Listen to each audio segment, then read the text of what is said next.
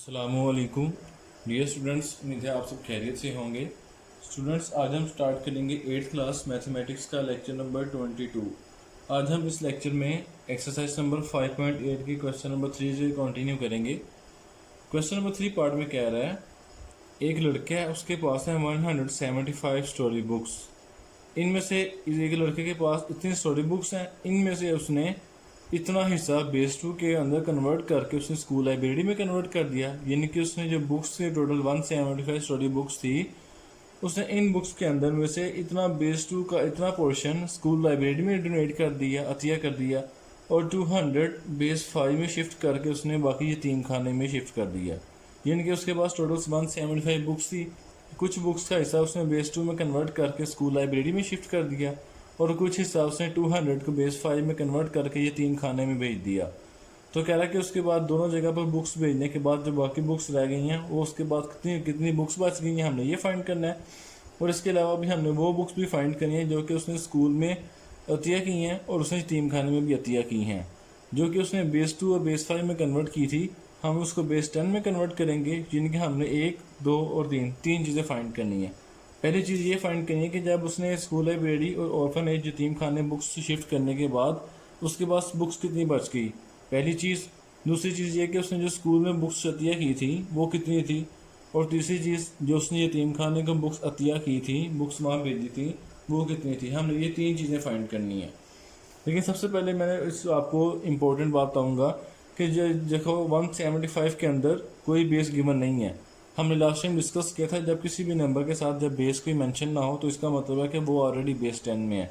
तो इसका मतलब है कि 175 ऑलरेडी बेस 10 में है। अब ये 2 और 5 हम इन दोनों को पहले बेस 10 में कन्वर्ट करेंगे। 110 1102 ये दोनों एज ए बेस 2 और बेस 5 में गिवन है। सबसे पहले हम स्टेटमेंट बनाएंगे, टोटल स्टोरी बुक्स के हमारे पास 175। अब number of books donated to school, school उसने बुक्स डोनेट की थी 110 1102। अब ये बेस 2 को हम पहले बेस 10 में कन्वर्ट करेंगे ताकि हमें पता लग जाए कि जो उसने बुक्स स्कूल लाइब्रेरी में भेजी थी वो बुक्स बेस 10 में कितनी थी। अब देखें, इसके हम 2 की पावर 0, ये 2 है ना, तो हम उसकी 2 की पावर से मल्टीप्लाई करेंगे। ये पावर 0 हो जाएगी, फिर पावर 1, इसको पावर 2, इसको पावर 3, इसको पावर 4 और लास्ट वाले को पावर 5 से मल्टीप्लाई करेंगे। तो 1 मल्टीप्लाई 2 की पावर 5 प्लस सेंटर में फिर नेक्स्ट वाला 1 मल्टीप्लाई 2 की पावर 4 प्लस 0 मल्टीप्लाई 2 की पावर 3 प्लस 1 मल्टीप्लाई 2 की पावर 2 स्क्वायर प्लस 1 मल्टीप्लाई 2 की पावर 1 और लास्ट वाला 0 मल्टीप्लाई 2 की पावर 0। अगर हम राइट से लेफ्ट आएंगे तो पावर्स में 1 का इजाफा करेंगे, अगर हम लेफ्ट से राइट की तरफ जाएंगे तो 1 का कमी करेंगे। अब इसके एक्सपेंस कर देंगे पावर्स को। 2 की पावर 5 32, 32 1 जार 32। उसी तरह प्लस 1 से मल्टीप्लाई होकर वही आ जाएगी 2 4। तो 2 की पावर 4 का मतलब है कि 2 को 2 से ही 4 टाइम्स मल्टीप्लाई करेंगे।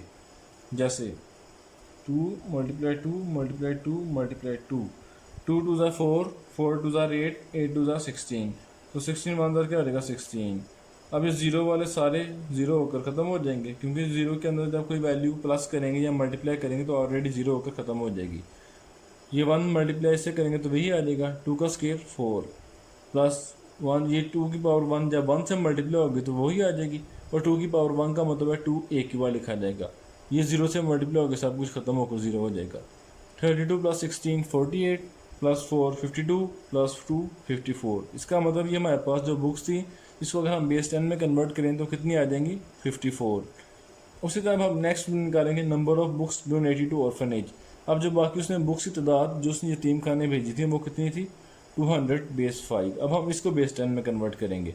अब 5, अब यहाँ पर बेस 5 है, अब यहाँ पर हम इसकी 5 की पावर से मल्टीप्लाई करेंगे। लास्ट वाले 0 को 5 की पावर 0 से, फिर पीछे वाले को 5 की पावर 1 से, और उससे पीछे को 5 की पावर 2। यानी कि हम स्टार्ट वाले 2 का हम 5 की पावर स्क्वायर से मल्टीप्लाई करेंगे। 2 मल्टीप्लाई 5 स्क्वायर प्लस नेक्स्ट वाला 0 मल्टीप्लाई 5 1 प्लस लास्ट वाला 0 मल्टीप्लाई 5 स्क्वायर। अब देखिए, हम राइट से जब लेफ्ट की तरफ मल्टीप्लाई करेंगे तो पावर में एक ही कमी होती जाएगी। अब 2 multiply 5 square, 2 multiply as it is 5 का स्क्वायर मतलब 5 मल्टीप्लाई 5 क्या आ जाएगा 25 प्लस, अभी देखें ये भी इतना 0 से मल्टीप्लाई हो रहा है 0 आ जाएगा, और ये भी इतना हिस्सा 0 से मल्टीप्लाई हो रहा है 0 आ जाएगा। तो 25 2 ज़ा 50 प्लस 0 यानी कि आगे से वाली वैल्यू सारी खत्म हो जाएंगी। तो 25 2 ज़ा 50 आ जाएगा। इसका मतलब है कि हमारे पास जो ये थी बुक्स थी ऑर्फेनेज वाली यतीम खाने जो उसने भेजी थी वो हमारे पास कितनी आ जाएगी 50 10, जिनकी हमारे पास बेस आ गई 10। अब हमारे पास बेस 10 दोनों में आ गई। ये वाली स्टोरी बुक्स भी ऑलरेडी भी हमारे पास बेस 10 में गिवन थी। अब चूंकि हमारे पास सारी वैल्यूज बेस 10 में गिवन है तो हम फाइंड करेंगे अपनी रिक्वायर्ड चीज़ें जो हमें चाहिए थी। टोटल बुक्स डोनेट, सबसे पहले हम ये फाइंड करेंगे कि उसने टोटल बुक्स यतीम खाने और स्कूल लाइब्रेरी में कितनी भेजी थी। जो उसने पहले भेजी थी वो 54 है। ये वो बुक्स हैं जो उसने स्कूल को डोनेट की हैं 54 10, और ये वो बुक्स हैं 50 10 जो कि उसने यतीम खाने या ऑर्फनेज भेजी थी। तो 54 10 प्लस 50 10 इन दोनों बुक्स जो उसने शिफ्ट की थी दोनों जगह पर, इनको हम प्लस कर देंगे। हमें पता कि जब हम टोटल फाइंड करना हो तो दोनों वैल्यूज़ को हमेशा या जितनी भी हो टोटल निकालने के लिए हमेशा प्लस करते हैं। 54 प्लस 50 को हम प्लस करेंगे तो सिंपल क्या आ जाएगा 104।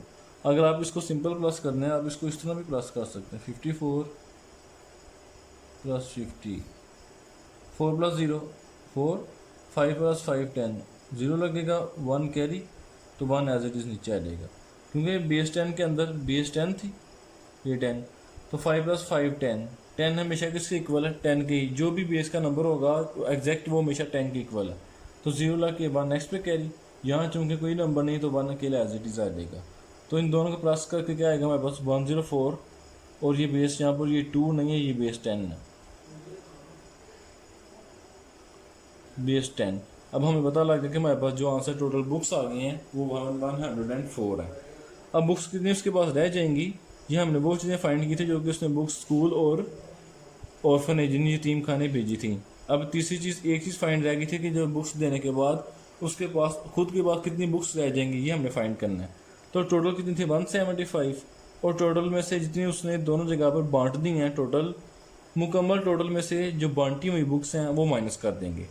जैसे मिसाल के तौर पर अगर आपके पास 100 रुपीज़ है, आपने 10 रुपीज़ एक शख्स को दी हैं और 40 रुपीज़ एक शख्स को दी हैं, जिनके आपने टोटल 50 रुपीज़ अतिया कर दी हैं, तो आपके पास 100 में से टोटल अमाउंट में से जो अतिया की हैं वो हम माइनस करेंगे तो जो बाकी आएगा वो उसकी बकाया अमाउंट रह जाएगी। उसी तरह जो टोटल हमारे पास उस लड़के के पास बुक्स पेंडिंग पड़ी हुई थी उसमें से जितनी उसने अतिया की हैं भेज दी हैं वो माइनस कर देंगे। 175 10 क्योंकि ये ऑलरेडी बेस 10 में था, में से हमने 104 बेस 10 माइनस कर देंगे। तो 175 में से 104 को माइनस करेंगे, 175 104 माइनस 5 माइनस 4 1, 7 माइनस 0 7, 1 माइनस 1 0, तो क्या आएगा 71। तो इसका मतलब हमारे पास 71 बेस 10 के आगे ये हमारे पास वो बुक्स हैं जो कि उसको दोनों जगह पर देने के बाद बच गई थी। एक ये चीज़ हमने फाइंड करनी थी ये आ गई, दूसरी ये वो बुक्स हैं जो कि उसने ऑर्फनेज अतिया की थी ये भी निकाल ली, और थर्ड वो चीज़ है जो कि हमने उसको स्कूल उसने अतिया की थी वो भी फाइंड कर ली। बहुत इजी और बहुत सिंपल क्वेश्चन है। इसमें से आपने जितने भी क्वेश्चन हैं आपने सबको पहले बेस 10 में कन्वर्ट करना है।